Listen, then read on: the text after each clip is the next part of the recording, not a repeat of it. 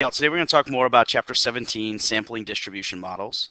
And in the last lesson we talked about sampling distributions for proportions.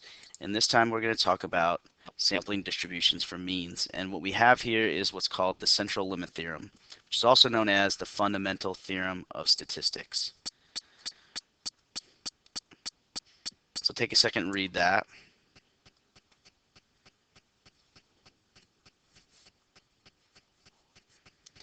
So this is saying that if we take the mean of any sample, we take a sample of people, measure their heights, and find the mean, measure their weights and find the mean, or any sort of characteristic that we can measure and find an average for. That's a random variable, so that if we keep taking those samples and recording the means and we plot them in a histogram, it will be approximately normal.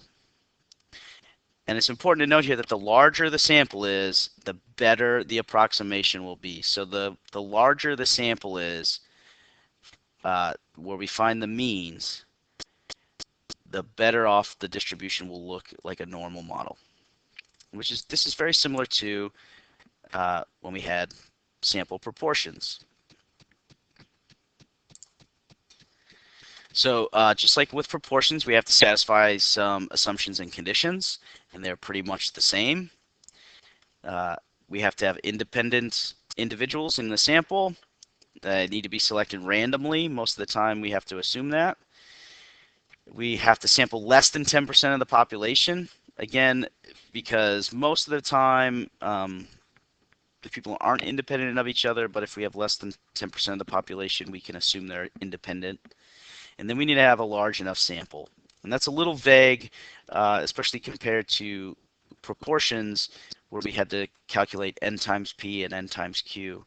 We don't do that here. We just have to sort of be reasonable. We need to have a large enough sample. We wouldn't want to sample 2 people or 1, but probably 30 would be enough. So we can describe the model very similarly to the model for proportions. This time our mean, mu, x bar represents the sample mean. Our expected value for our model is going to be just the population mean that we get. And our standard deviation for our sample mean is the population standard deviation, sigma, divided by the square root of the sample size.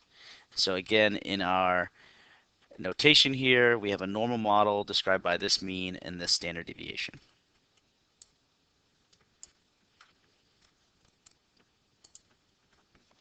So we can attack these types of problems in a very similar fashion that we did with the proportions. We have to check our assumptions and conditions, which are slightly different.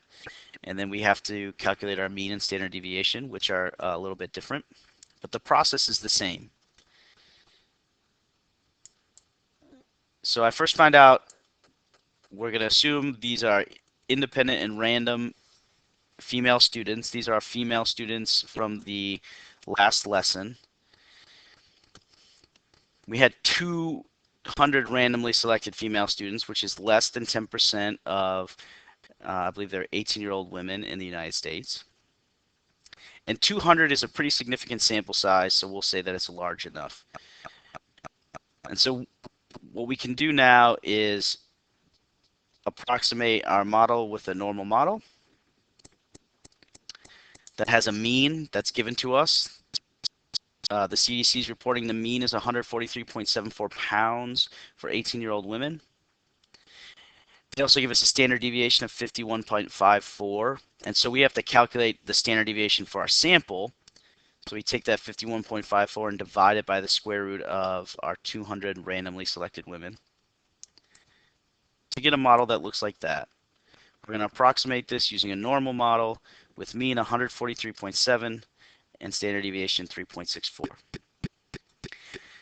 And so the question here is, does the mean weight in the sample seem low? So that should indicate to us we need to know a z-score, because unusually low or exceptionally low means we're looking for something that is less or more than 2 standard deviations away from the mean. So I drew a picture and calculated a z-score. The z-score formula looks different here, but it's the same idea. I take my sample mean, subtract the population mean, and divide by the sample standard deviation. So our sample was 140. The CDC is reporting 143.7 pounds, and we calculated our sample standard deviation at 3.64 to give us a z-score of negative 1.02. And you probably don't need the picture, but we'll draw that on there anyways. It's good practice to draw these pictures. And so because this is less than 2 standard deviations away, we'll say that this mean of 140 pounds for the sample of 200 women is not exceptionally low. It's not surprising to see a mean weight given our model. So the mean weight is not unusually low, as it is only approximately 1.02 standard deviations below the mean of 143.7 pounds.